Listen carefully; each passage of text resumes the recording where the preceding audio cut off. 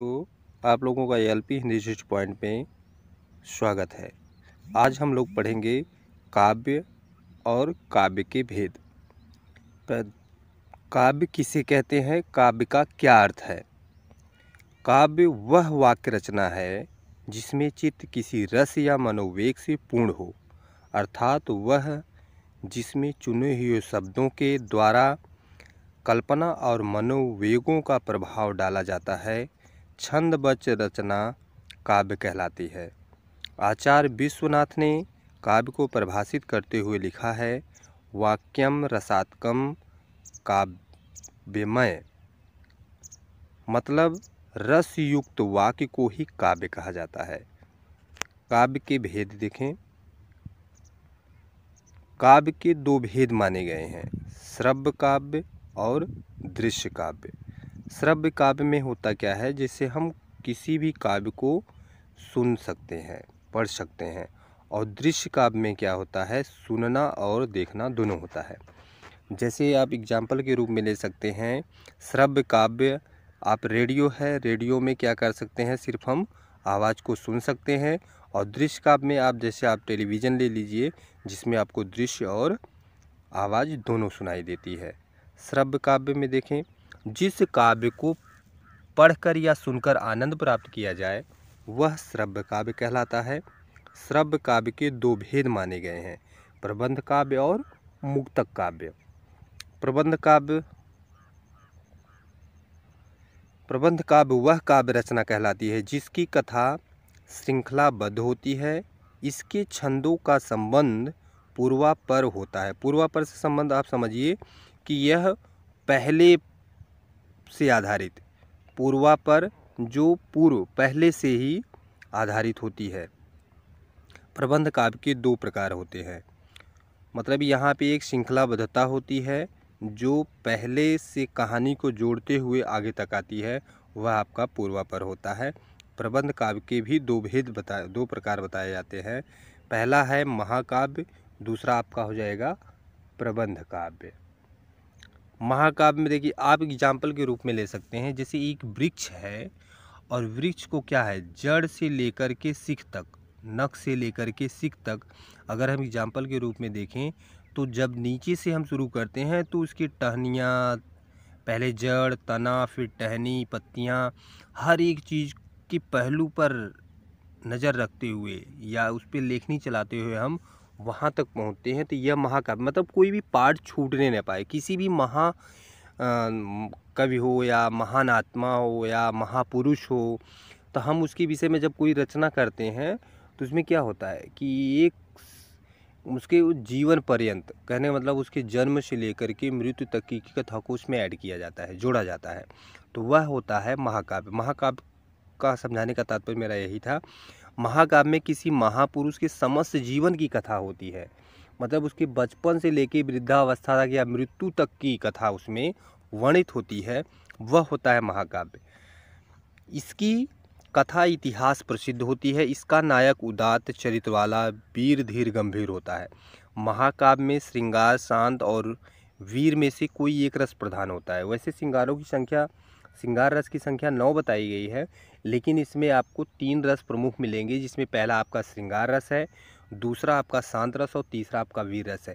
इसमें से कोई एक रस आपका प्रधान रस होगा, बाकी रस जो होंगे वो उसमें शामिल तो होंगे मगर वो गौण रूप से होंगे। महाकाव्य सर्गबद्ध होता है। यह महाकाव्य जो होता है वो सर्गों में विभक्त होता है। कई सर्ग इसमें बताया जा रहा है कि इसमें कम से कम 8 सर्ग होते हैं, जबकि देखा जाए तो रामचरितमानस में 7 ही कांड है, लेकिन यहाँ पे है क्या है, आपको 8 सर्ग बताए जा रहे हैं, तो कोई ज़रूरी नहीं कि 8 ही हों, 7 भी हो सकते हैं। तो महाकाव्य में सर्गों में विभक्त होता है, उसमें सर्ग होते हैं, सर्गबद्ध होता है और सर्गों में विभक्त होता है, वह आपका महाकाव्य के। हिंदी के प्रमुख महाकाव्य उनके रचयिता के नाम यहाँ पे, उनके द्वारा रचित जो ग्रंथ हैं, जो महाकाव्य हैं, उन दोनों के साथ यहाँ पे देखिए रामचरितमानस है, तो जो गोस्वामी तुलसीदास के द्वारा रचित है, यह 7 कांडों में विभक्त है, 7 कांड है इसमें। केशवदास रामचंद्रिका, मैथिली शरणगुप्त साकेत है, कामायनी जयशंकर प्रसाद की, पद्मावत मलिक मोहम्मद जायसी की, जिसमें 57 कांड हैं, 57 खंडों में विभक्त है। कामायनी है जयशंकर प्रसाद की, पद्मावत मलिक मोहम्मद जैसी की, तो ये सब क्या है, महाकाव्य की श्रेणी में आते हैं और ये कई खंडों में विभक्त है, तो इसलिए यह महाकाव्य है। अब इसके बाद नंबर आता है नंबर 2 पर खंड काव्य। इसका नाम ही देखिए रखा है खंड, जैसे वहाँ पे होता है कई खंडों को जोड़ करके कम से कम बताया गया 8 खंड या 7 खंड हो या 7 सर्ग हों, तो वहाँ पर वो महाकाव्य बन जाए। लेकिन अगर उसी में से एक खंड को हम अलग कर दें, जैसे अभी रामचरितमानस को देखिए, बाल कांड है, सुंदर कांड है, अयोध्या कांड है, किष्किंधा कांड है ना, तो वहाँ पर से हम अगर एक खंड को अलग कर देते हैं, चलिए मान लीजिए सुंदर कांड को हमने अलग कर दिया, तो वह सुंदर कांड जैसे ही अलग होता है, अब वह महाकाव्य नहीं बल्कि वो खंड काव्य हो गया। तो ठीक उसी प्रकार से यहाँ पर खंड काव्य, किसी महाकाव्य के एक खंड को यदि हम अलग कर देते हैं, उसकी अलग कर देना ही क्या कहलाएगा, वो खंड काव्य कहलाएगा। अब देखिए खंड काव्य भी प्रबंध काव्य का एक भेद है। अभी क्या हमने बताया ना, खंड काव्य से ही, महाकाव्य से ही हमने खंड काव्य को अलग है, वही यहाँ पे बताया खंड काव्य भी प्रबंध काव्य का एक भेद है। इसमें जीवन की किसी एक घटना या मार्मिक अनुभूति का पूर्णतः के साथ चित्रण किया जाता है। इसमें जीवन की किसी एक घटना को, अभी जैसे अभी वहाँ पे है रामचरितमानस में राम के चरित्र को उजागर किया गया है, लेकिन अगर वहाँ से हम बालकांड को ले ले तो बालकांड में सिर्फ उनकी बाल्यावस्था की ही वर्णन किया गया है, ठीक है। और वहाँ से लेने के बाद यहाँ पर वह क्या बन जाएगा, खंड काव्य बन जाएगा। उसी प्रकार से किसी एक घटना को लेकर के अगर रचना की जाती है तो वह खंड काव्य कहलाती है। खंड काव्य जीवन का न तो खंडित चित्र है, कहते हैं इसको खंडित चित्र भी हम नहीं कह सकते, न तो महाकाव्य का अंश है, इसे हम महाकाव्य भी नहीं कह सकते और खंड काव्य का खंडित चित्र भी नहीं कह सकते। खंड काव्य के उदाहरण, जैसे आप खंड काव्य के कुछ एग्जाम्पल देख रही, पंचवटी, जयद्रथ वध, नहुष, सुदामा चरित्र, मिलन, पथिक आदि, ये सब क्या है, खंड काव्य है।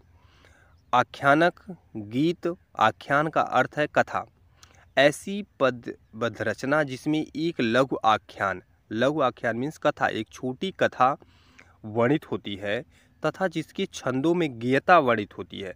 कहते हैं एक तो छोटी कहानी हो और एक वह गा करके प्रस्तुत किया जा सके, गाया जा सके, गेयता वर्णित होती है, उसे आख्यानक गीत कहते हैं, वह आख्यानक गीत कहलाता है।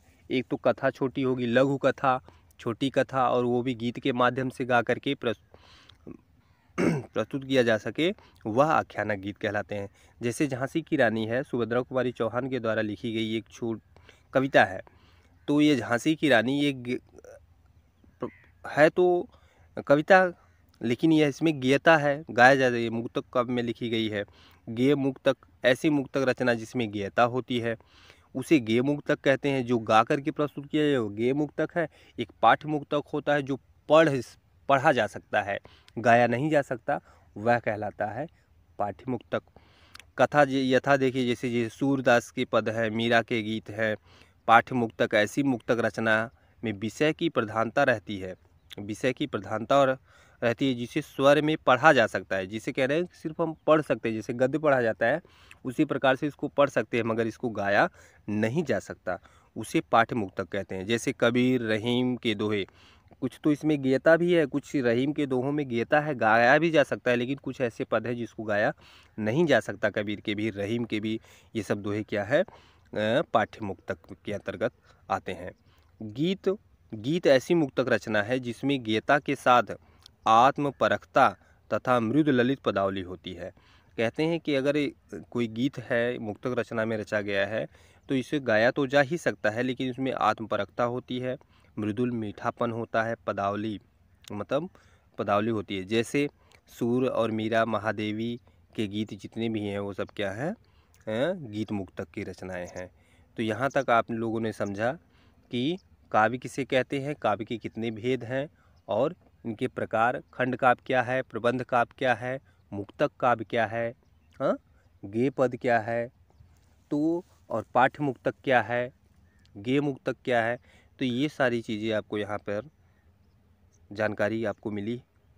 तो एलपी हिंदी हिस्ट्री पॉइंट में अगर आप लोगों को अच्छा लगा हो तो लाइक और सब्सक्राइब करें, अगर अच्छा नहीं भी लगा हो तो आप डिसलाइक करिए, ताकि हमें फीडबैक मिलता रहे, पता चले कि हमारे द्वारा बनाई गई वीडियो आपको कैसी लग रही है। और हमें कमेंट बॉक्स में आप ज़रूर लिखें अगर अच्छी लगी तो, नहीं अच्छी लगी है तो भी, ताकि हमें इसकी जानकारी मिलती रहे। अगर आपको इस प्रकार की और वीडियो चाहिए तो आप लोग हमें कमेंट बॉक्स में लिख सकते हैं। एलपी हिंदी स्टडी पॉइंट, सामान्य हिंदी।